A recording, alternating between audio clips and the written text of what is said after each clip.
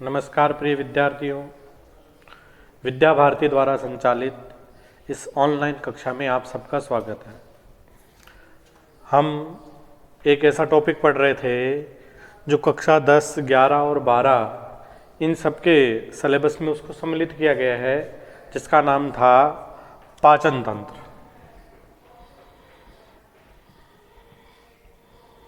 पाचन तंत्र।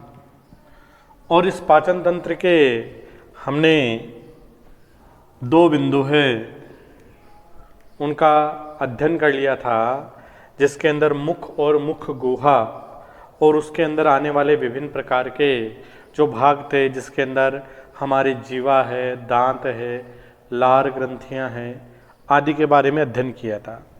अब इसके आगे जो बिंदु है दूसरा, जिसका नाम है ग्रसनी।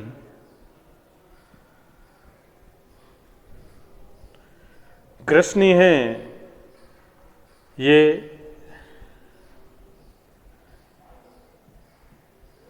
जो मुख गुहिका है, हमारा जो मुख है उसके अंदर जो मुख गुहिका है एवं जो ग्रसिका या इसको अपन ग्रासनाल भी कह सकते हैं के मध्य में पाई जाती है। जो ग्रसनी है ये मुख गुहिका या मुख गुहा कह सकते हैं इसको। इस मुख गुहा और ग्रसिका या ग्रास नाल के मध्य में पाई जाती है। दूसरी इसकी विशेषता होती है कि जो ग्रसनी है ये पाचन तंत्र एवं जो श्वसन तंत्र है दोनों का सम्मिलित भाग होती है। यानी जो ग्रसनी है ये हमारे पाचन तंत्र और श्वसन तंत्र इन दोनों का सम्मिलित भाग है। दोनों के अंदर इसकी भूमिका होती है। जो ग्रसनी है इस ग्रसनी के 3 भाग हैं। एक होती है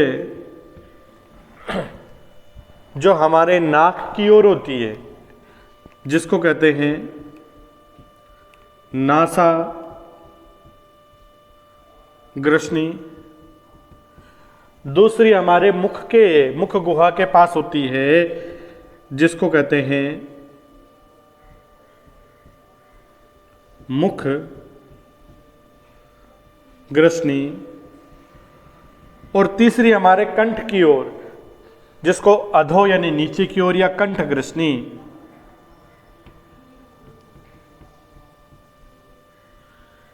ये तीनों प्रकार की जो ग्रसनी है इनसे मिलकर के ग्रसनी का निर्माण है वो होता है। ग्रसनी है ये एक कीपनुमा संरचना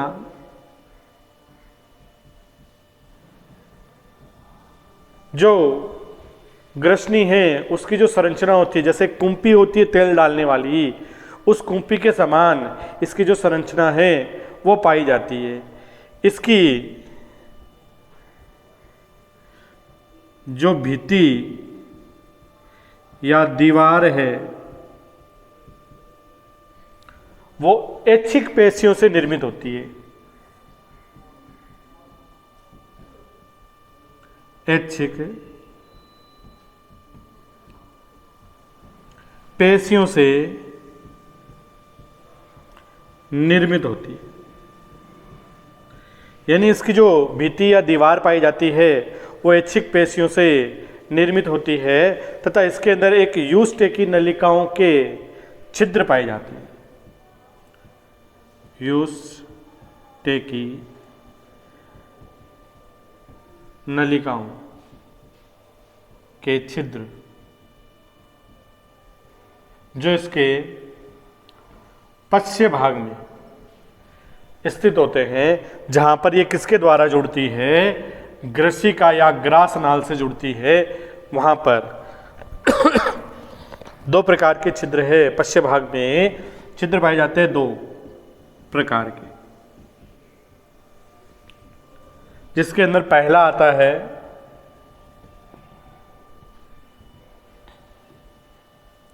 एक तो आता है घांटी द्वार और दूसरा आता है निगल द्वार। दो प्रकार के छिद्र पाए जाते हैं। जो घांटी द्वार है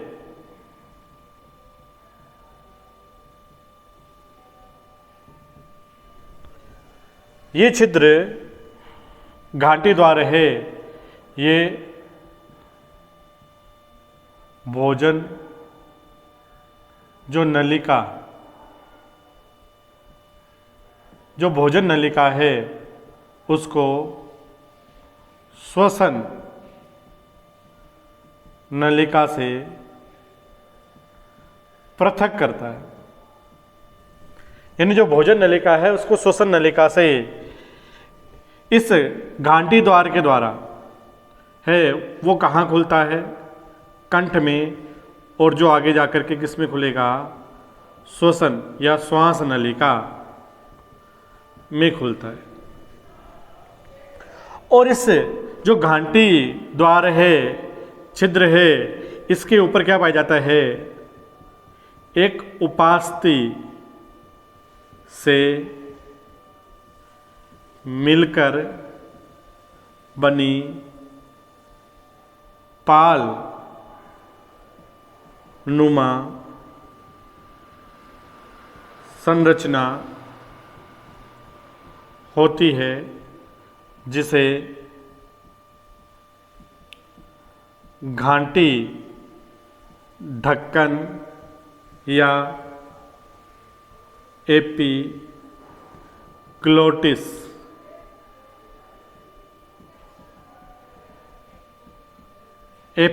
कहा जाता है। ये एपिग्लोटिस क्या करता है, ये एक प्रकार से उपास्थियों से मिलकर के बनी हुई संरचना होती है और इसका जो कार्य होता है, एपिग्लोटिस का कार्य, ये क्या करता है कि जब भोजन को निगलने का कार्य किया जाता है तो उस समय भोजन के अंशों को श्वसन नलिका में जाने से रोकता है। यानी भोजन के अंश को श्वसन नलिका में जाने से एवं वायु के अंश को भोजन नलिका में जाने से रोकता है।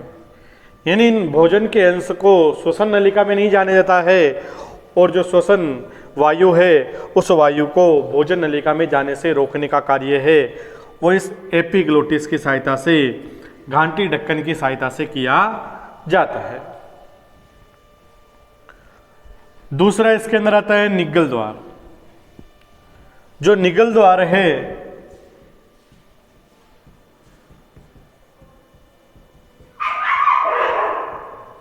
ये भोजन मार्ग अर्थात ग्रसिका में खुलता है, अर्थात भोजन को मुख गुहा से ग्रसनी से होते हुए ग्रसिका में पहुंचाता है। ग्रसिका में पहुंचाने का कार्य है वो इस निगल द्वार की सहायता से किया जाता है। तो इस प्रकार से जो ग्रसिका है इसके अंदर दो प्रकार के छिद्र है वो पाए जाते हैं। इसके साथ साथ जो ग्रसनी है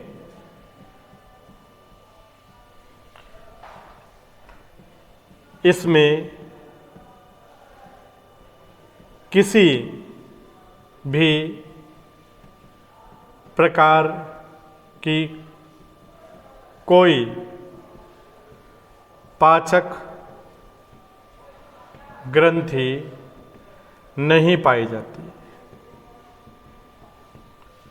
अर्थात पाचन का कार्य नहीं होता। केवल मुख गुहा में भोजन के साथ लार के मिलने से लार में उपस्थित एक पाचक एंजाइम एमिलेज द्वारा आंशिक कार्बोहाइड्रेट का पाचन किया जाता है।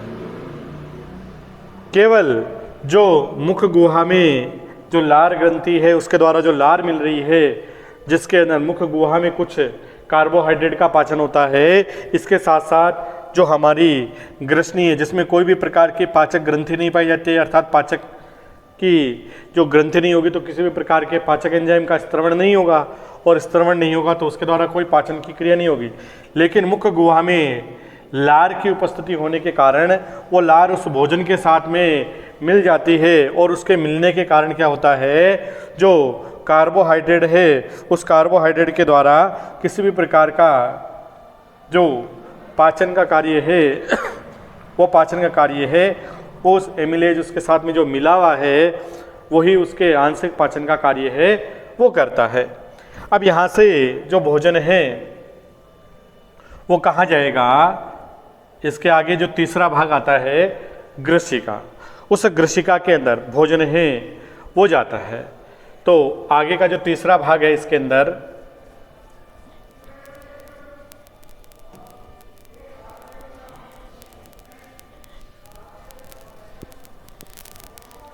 तीसरा भाग है ग्रसिका या ग्रास नली।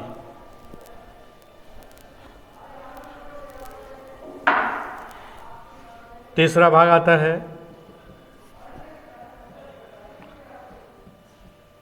ग्रसिका या ग्रास नली। जो ग्रसिका या जो ग्रास नली है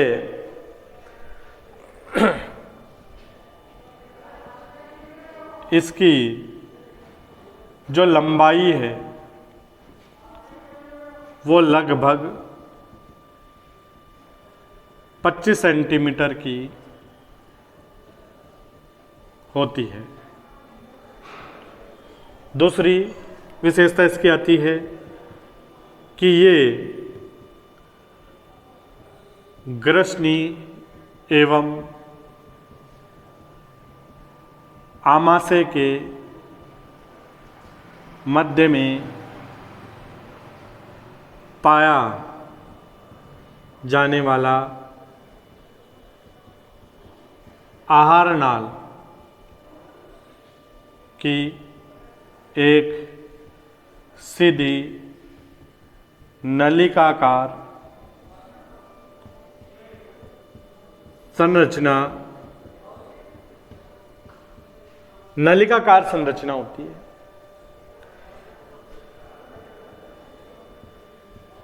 इस भाग में भी कोई पाचक ग्रंथि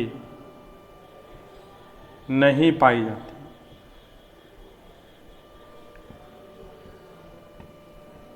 अर्थात केवल जो मुख के अंदर, मुख गुहा में जो लार भोजन के साथ में मिली थी, उसी लार के द्वारा कार्बोहाइड्रेट का आंशिक पाचन का कार्य है वो किया जाता है।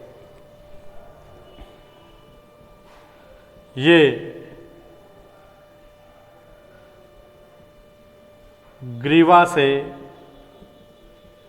लेकर वक्ष गुहा एवं डायफ्राम या इसको तनुपट कह सकते हैं को भेद कर उदर गुहा में आमाशय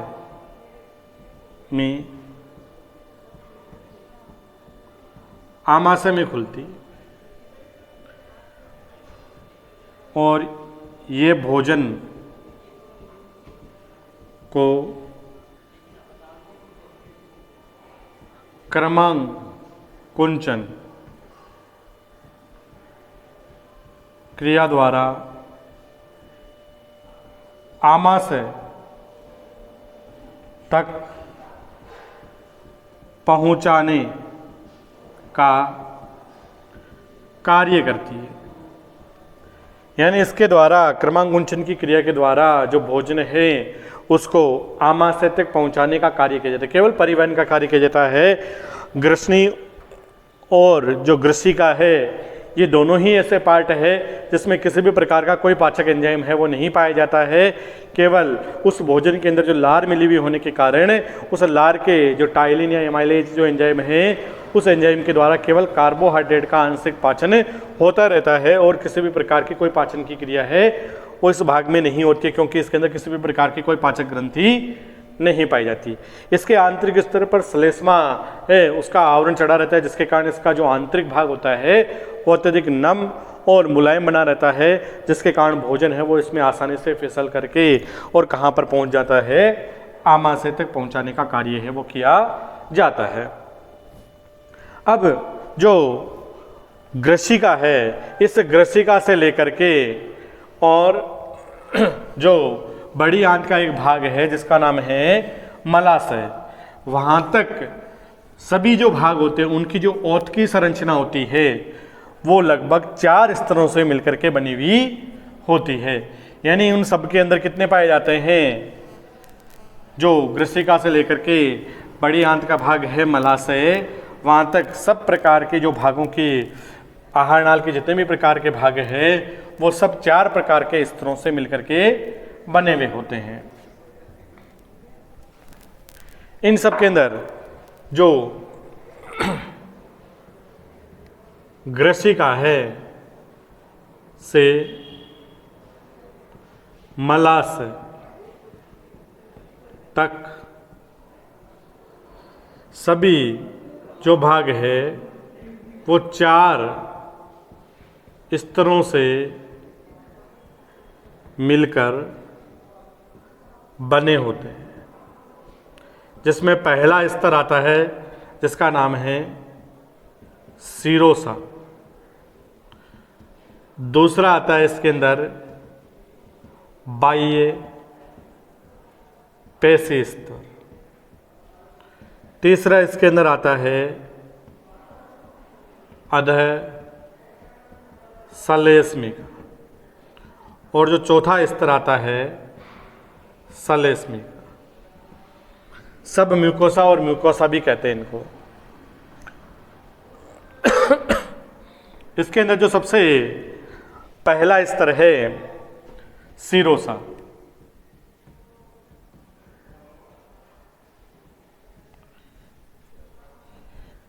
ये सबसे बाहरी स्तर, सबसे बाहरी स्तर होता है। और इस स्तर के अंदर ये जो स्तर है, इस स्तर में आंतरांग पेराटोनियम, या इसको कह सकते हैं उपकला स्तर का आवरण होता है, तथा ये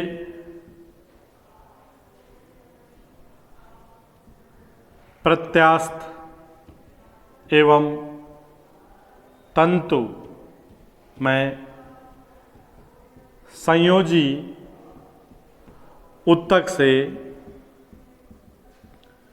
मिलकर बनी संरचना होती है।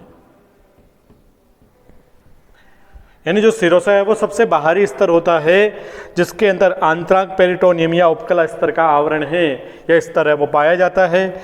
ये प्रत्यास्थ, प्रत्यास्थ का मतलब जिसको अगर खींचा जाता है और पुनः छोड़ा जाता है तो अपनी वास्तविक स्थिति में आ जाता है, एवं तंतुमय संयोजी ऊतकों से मिलकर के बनी हुई संरचना होती है।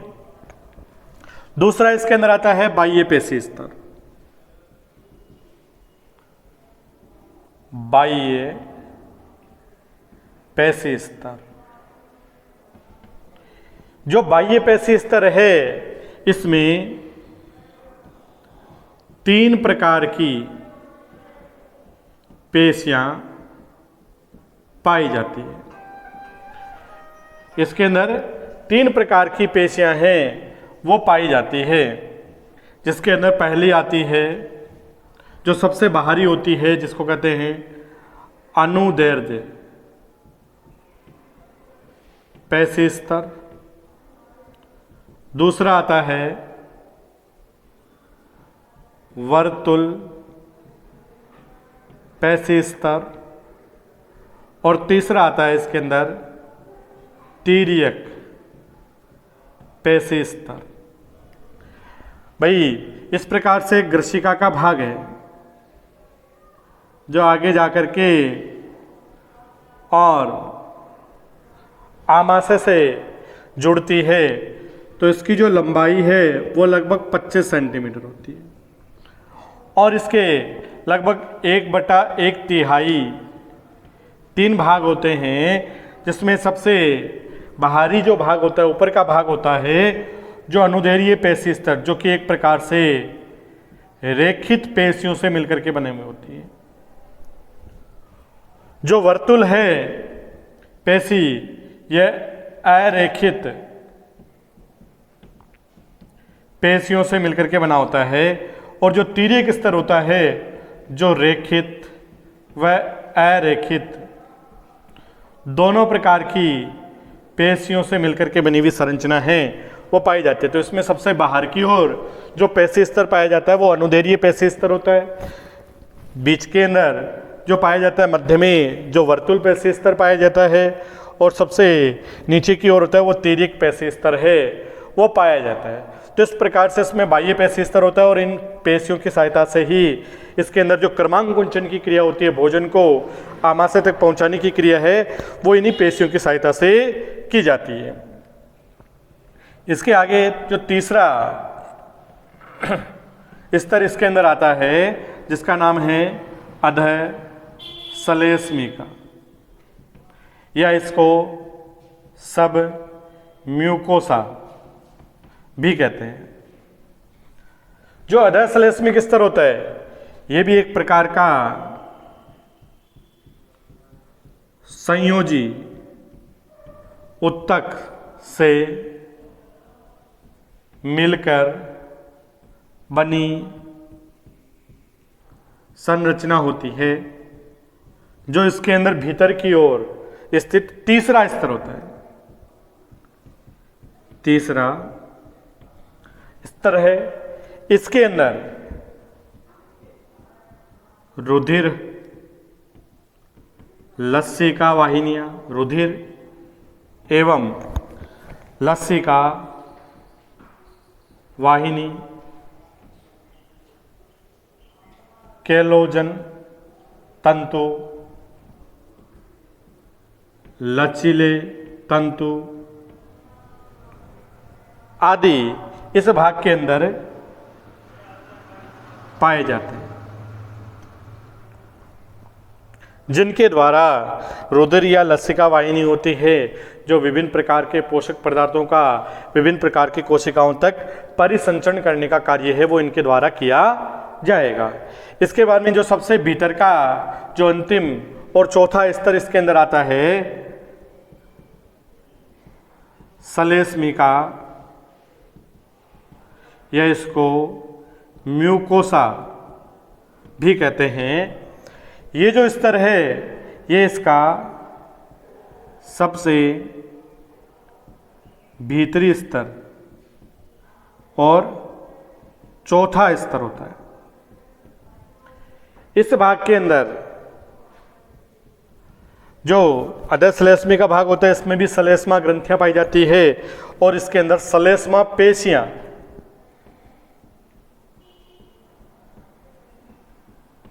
सलेस्मा पेशियां, उपकला स्तर जो कि एक प्रकार का सल की प्रकृति का उपकला स्तर है वो पाया जाता है, और एक ल्यूमिना पोरिया,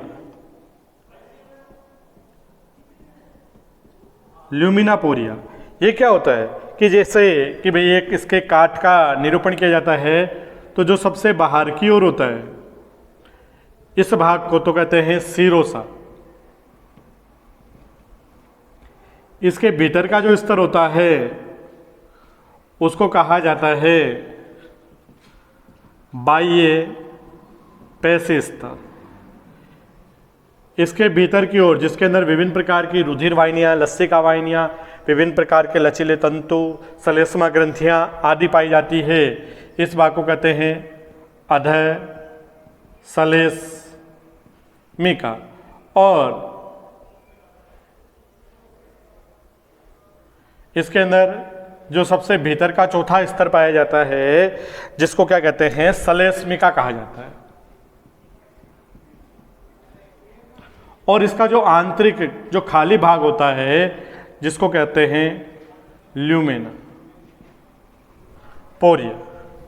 तो इस प्रकार से जो ग्रसिका से लेकर के मलाशय तक इस प्रकार से ये जो चारों प्रकार के स्तर है वो इसकी ग्रसिका से लेकर के मलाशय तक जितने भी प्रकार के पार्ट आएंगे उन पार्ट में इन चारों की महत्वपूर्ण विशेषता होती है। ये इनकी ओत की संरचना है उसको निरूपित करने का कार्य है वो करते हैं और इनके द्वारा विभिन्न प्रकार के कार्यों का संपादन है वो किया जाता है।